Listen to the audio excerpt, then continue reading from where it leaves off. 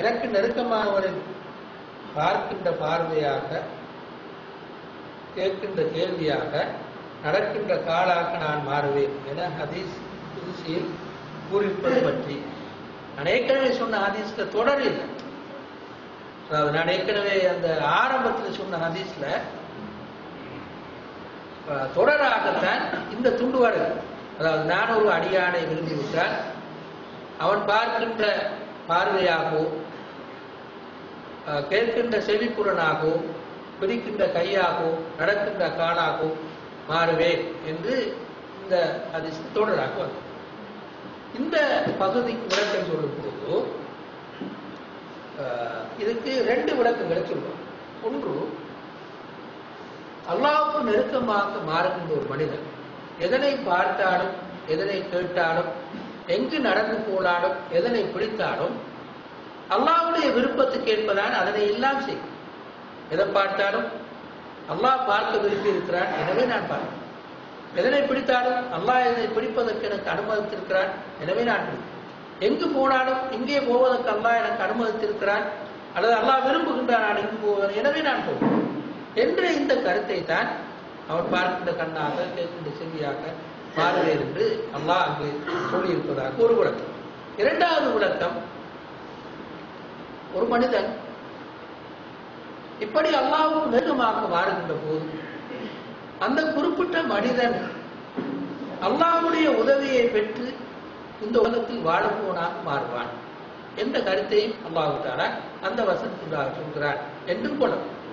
அவன் பிடிப்பதும் சரி, பார்ப்பதும் சரி, கேட்பதும் சரி, அவன் செல்வதும் நடப்பதும் சரி, அல்லாஹ்வுடைய சக்தியின் ஊடாக, அல்லாஹ்வுடைய உதவியின் ஊடாகத்தான் இவற்றையெல்லாம் அவன் செய்கிறான் என்றும் இந்த வசனத்துக்கு நாங்கள் கருத்து சொல்லுவோம். உதாரணமாக சொல்லுங்கள், பத்ர் யுத்தத்தின் போது ரசூலுல்லாஹி ஸல்லல்லாஹு அலைஹி வஸல்லம் கொஞ்சம் மண்ணை எடுத்து நீங்கள் அணிந்து போங்கள் என்று சொல்லி எறிந்தார், காபிர்களை நோக்கி எறிந்தார்.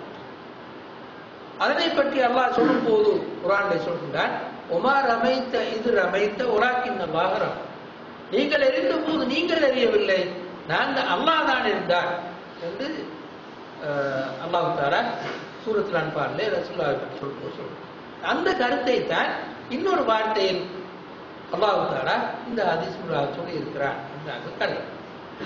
இது சாதாரணமான ஒரு விஷயம் என்று நாங்கள் புரிந்து கொள்ளும். என்னவென்றால், முஸ்லீம்கள் இன்றும் சரி, இஸ்லாமிய வரலாற்றின் பல்வேறு சந்தர்ப்பங்களில் சரி, முஸ்லீம்களாக இருந்து கொண்டு இஸ்லாத்துக்காக உழைக்கும் போது, பாடுபடும் போது அவர்கள் எதிர்பாராத பல வெற்றிகளை சந்தித்திருக்கிறார். இன்றும் கூட அது நடந்திருக்கிறது.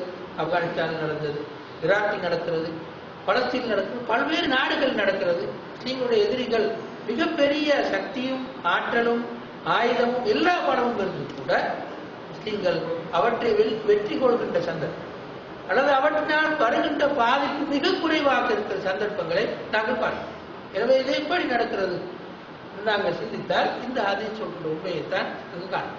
அந்த முஸ்லீம்கள் போராடும் போது அவர்களாக மட்டும் போராடும், அல்லாஹ்வுடைய உதவியின் ஊடாகத்தான் அவர்கள் போராடும் என்ற உண்மையைத்தான் அல்லாஹ் தஆலா இந்த ஹதீஸ் ஊடாக சொல்கின்றார் என்பதனை நாங்கள் விளங்கிக் கொள்ள முடியும்.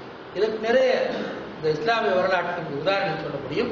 அந்த உதாரணம் அவுலியாக்கள் என்ற குறிப்பிட்ட சாராரை பற்றி ஒரு நாளும் நாங்கள் பார்க்க முடியாது, சாதாரணமாகவே பார்க்கிறோம்.